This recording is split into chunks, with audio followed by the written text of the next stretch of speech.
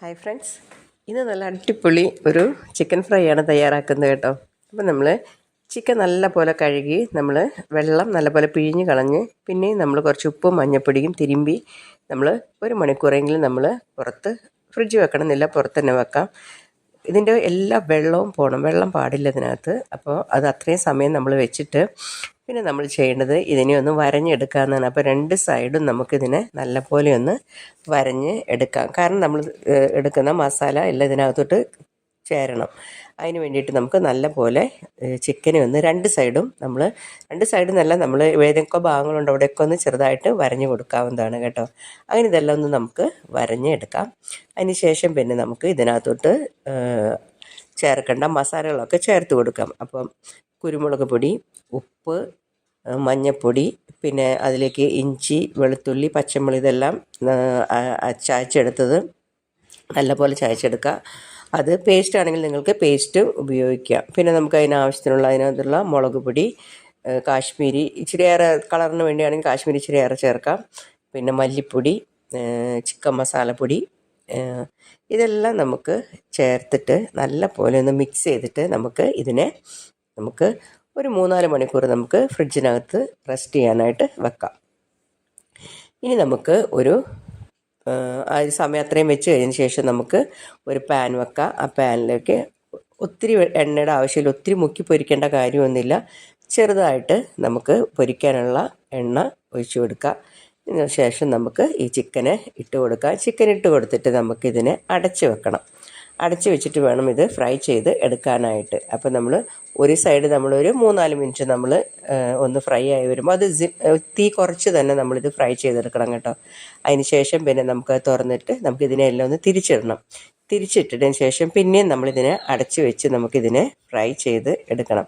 അപ്പോൾ നിങ്ങൾ വിചാരിക്കും ഇത്രയും കട്ടി വലുപ്പം കൂടുതലുള്ളത് ഫ്രൈ ആവുമോ? നമ്മൾ അടച്ച് വെച്ച് ഫ്രൈ ചെയ്യുമ്പോൾ എല്ലാ ഭാഗവും നല്ല പോലെ ഫ്രൈ ആയി കിട്ടിക്കോളും. അതായത് എല്ലാ ഭാഗവും വെന്ത് നല്ല പോലെ കിട്ടും. അങ്ങനെ നമുക്ക് അപ്പോൾ 2 സൈഡും നമ്മളിങ്ങനെ ഒന്ന് ഫ്രൈ ആയി കഴിഞ്ഞിട്ടുണ്ടെങ്കിൽ നമ്മൾ ഇതിനെ ഒന്ന് മറിച്ചിട്ടിട്ട് നമ്മളൊന്ന് അടച്ച് വെക്കുക. ഈ സമയത്ത് നമ്മൾ എന്ത് ചെയ്യണമെന്ന് വെച്ചിട്ടുണ്ടെങ്കിൽ നമ്മൾ നല്ല കട്ടിയുള്ള തേങ്ങാപ്പാൽ, അതായത് വെള്ളം ഒഴിക്കാതെ നമ്മൾ തേങ്ങയെ ഒന്ന് നമ്മളൊന്ന് ക്രഷ് ചെയ്തെടുത്തിട്ട് അതുകൊണ്ട് പിഴിഞ്ഞെടുക്കുക. നല്ല കട്ടിയുള്ള പാല് നമുക്ക് എടുക്കാം. അതിനകത്തോട്ട് ഒരു നുള്ള് ഉപ്പും കുരുമുളക് പൊടിയും നമ്മുടെ ഗരം മസാല പൊടിയും കൂടെ നല്ലപോലെ ഒന്ന് മിക്സ് ചെയ്തെടുത്തിട്ട് നമ്മൾ ഈ ഫ്രൈ ആയിട്ടുള്ള ചിക്കൻ്റെ മുകളിലൂടെ നമുക്കിതിനെ ഒഴിച്ച് കൊടുക്കാം. അപ്പോൾ ഇതിങ്ങനെ അതിൻ്റെ എല്ലാത്തിൻ്റെയും മുകളിലൂടെ ഒഴിച്ചു കൊടുത്തിട്ട് നമ്മൾ ഇതിനെ അടച്ച് തന്നെ വെക്കണം. അടച്ച് വെച്ച് ഒരു 5 മിനിറ്റോളം നമ്മളതിനെ അടച്ച് വെച്ച് ഫ്രൈ ചെയ്തെടുക്കുക. ആ തേങ്ങാപ്പാൽ ഇതിനകത്തോട്ട് ഇത് വലിച്ച് എടുക്കും. അതിനുശേഷം തുറക്കാൻ നമ്മൾ പിന്നെ ഇതിനെ തിരിച്ചിട്ടതിന് ശേഷം അത് നല്ലപോലെ ഇതുപോലെ തന്നെ മറ്റേ സൈഡ് നമ്മൾ അടച്ച് വെക്കണം. അപ്പോൾ എല്ലാ തേങ്ങാപ്പാലും തന്നെ ഇത് ഇങ്ങനെ വലിച്ച് എടുത്ത് ഫ്രൈ ആയിക്കൊണ്ടിരിക്കും. ഇനി നമുക്ക് 2 സൈഡ് അത്യാവശ്യം തേങ്ങാപ്പാലെല്ലാം പറ്റി വരുന്ന സമയമാകുമ്പോൾ നമുക്ക് ഇതിനെ പിന്നെ തുറന്ന് വെച്ചാൽ മതി. പിന്നെ നമ്മൾ അടച്ച് വെക്കേണ്ട ആവശ്യമില്ല. അപ്പം ഇതിനകത്ത് വെള്ളം ഒട്ടും ഇല്ലാത്തത് കൊണ്ടാണ് ഈ അടച്ച് വെക്കുമ്പോൾ ഈ വെള്ളം തള്ളി വരാത്തത്. അതുകൊണ്ടാണ് ഞാൻ പറഞ്ഞത് നിങ്ങൾ വെള്ളം ഒട്ടും ഇല്ലാത്ത പോലെ വേണം ചിക്കൻ കഴുകി നമ്മൾ അതിൻ്റെ വെള്ളം കളഞ്ഞിട്ട് വേണം നമ്മൾ ഈ മസാലയൊക്കെ പുരട്ടി ചെയ്യാനാണ് കേട്ടോ. വെള്ളം ഉണ്ടെങ്കിൽ ഇതുപോലെ വരില്ല, വെള്ളം തെളിഞ്ഞുകൊണ്ടേയിരിക്കും അടച്ച് വെക്കുമ്പോൾ.